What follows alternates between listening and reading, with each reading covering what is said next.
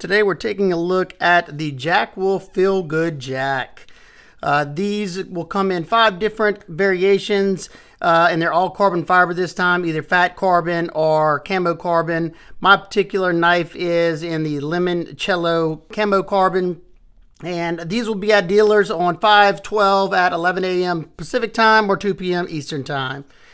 We have a doctor's knife pattern with this one, and I love its slim profile. It's only coming in at 6.75 inches with a 3-inch blade, so this can be legal pretty much everywhere.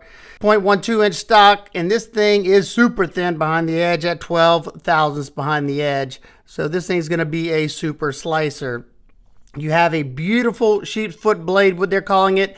Kind of looks like a warty to me. It's got a nice straight edge, but we'll call it a sheep's foot.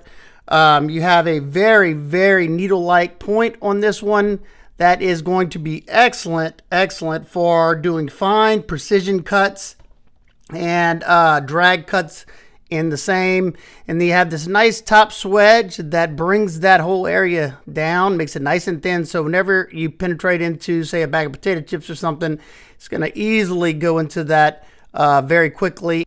These blades have a beautiful belt satin finish on them, with stone wash flats, a long pull on the show side. The knife has a sharpening choil and a very deep hollow ground blade in CPM S90V with a Rockwell hardness of 61. That is outstanding.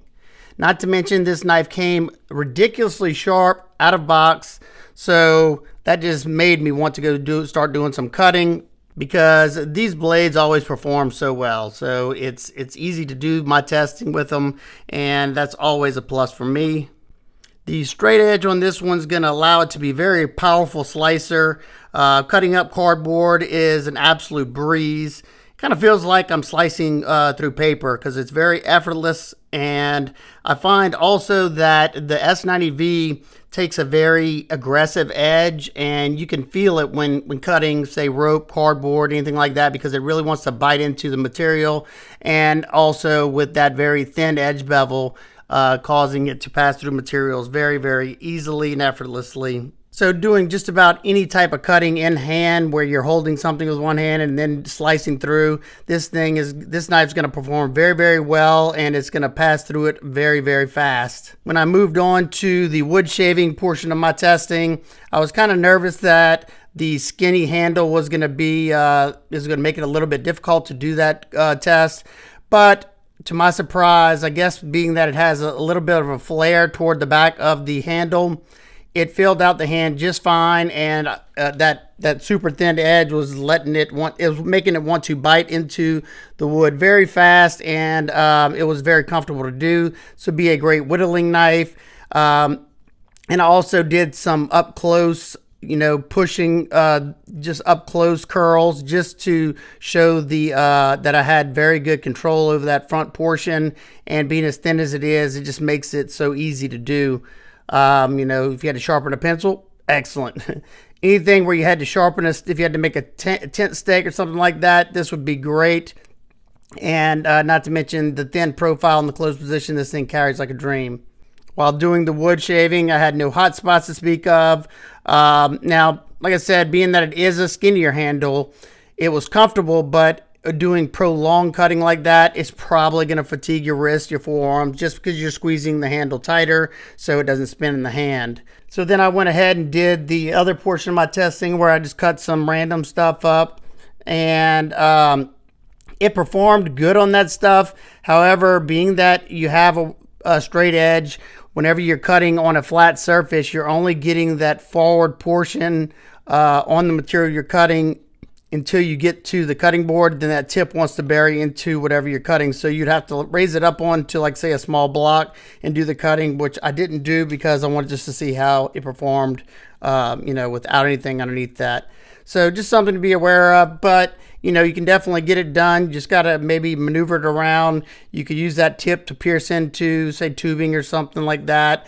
There's always ways to do something. And of course, the edge held up through all the stuff I cut up, and it's probably still nice and sharp. One thing I will say, a lot of times whenever I get get a knife, after I did the testing, I sharpened them back up because your edge retention is 90% of the time is going to increase more and more after the second, third, fourth sharpening you do, because especially if you do it, if you're sharpening it up on stones or fixed angle system, because whenever they're sharpening on belts, like, you know, majority of the production knives we get, you're getting somewhat of a fatigued edge.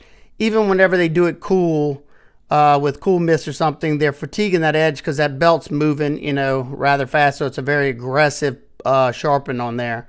So whenever you're doing it on a fixed angle system in hand stones, it usually gives it a better edge that's has a finer edge at apex. All right, now let's take a look at the walk and talk.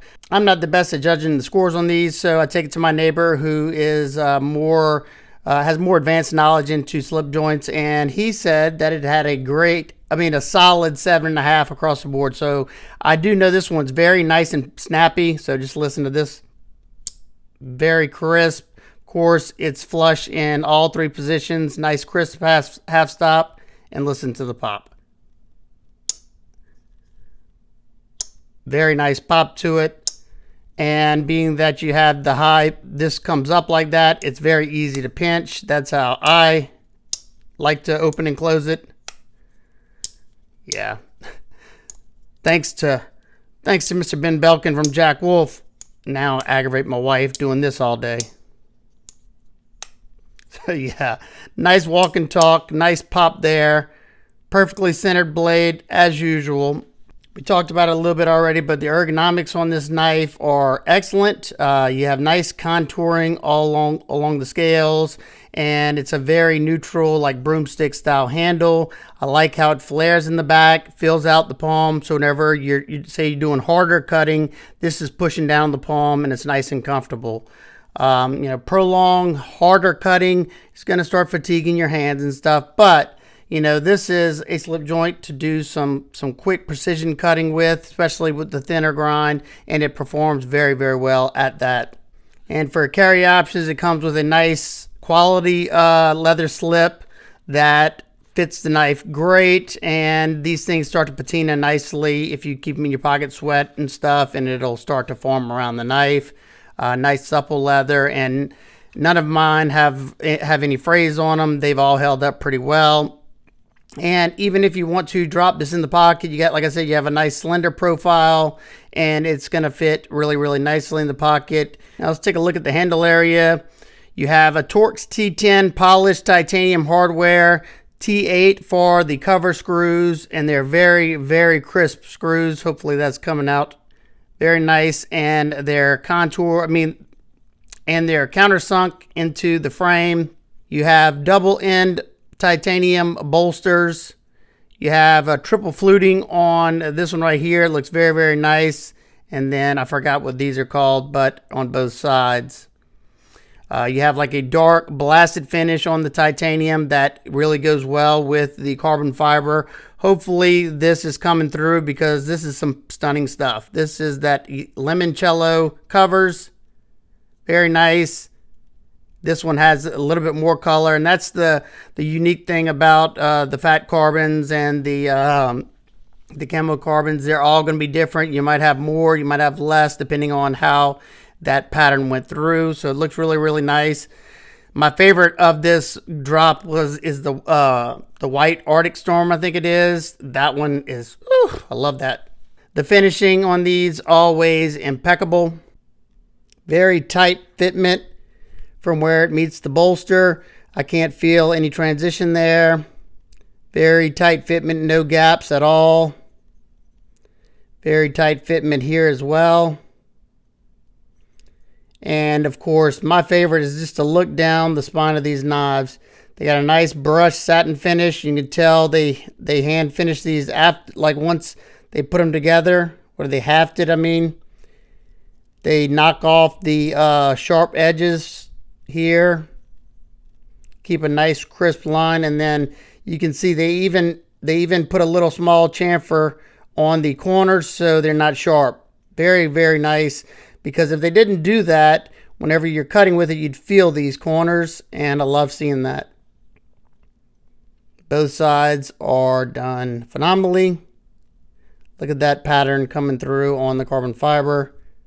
Just very, very well made knives. Now, quick weight in grams first. Without the sheath at 58, no, let's just call it 59 grams. And with the sheath, you're looking at 75.2 grams or 2.65 ounces. Super featherweight or 2 ounces. Now for some quick size comparisons, we have the Jack Wolf Venom Jack and the Midnight Jack. I hope I got those two names right. The Venom Jack is about identical in overall length, and the Midnight Jack is a little bit shorter. Next up, we have the Benchmade Proper and the Lion Steel Roundhead. Lastly, we have the traditional pocket knives, Ohio River Jack, and we have the Victorinox Pioneer. Nitpicks and complaints. My only nitpick is not something really can be changed, and I don't know if it would be an issue. But yeah, see how it's starting to widen up back there, and you can cut a notch. But if you go, I don't know, the only way you'd be able to do it is angle it a little bit further this way.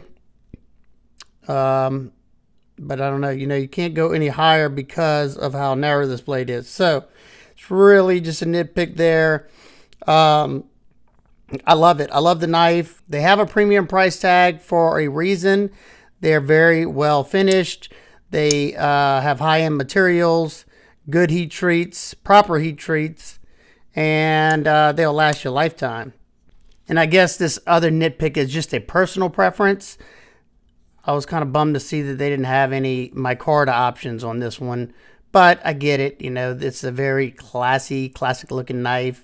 But I love the micarta as well. I'm not a huge carbon fiber fan, but I do like the fat carbons and the camo carbons. They're very, very nice to look at.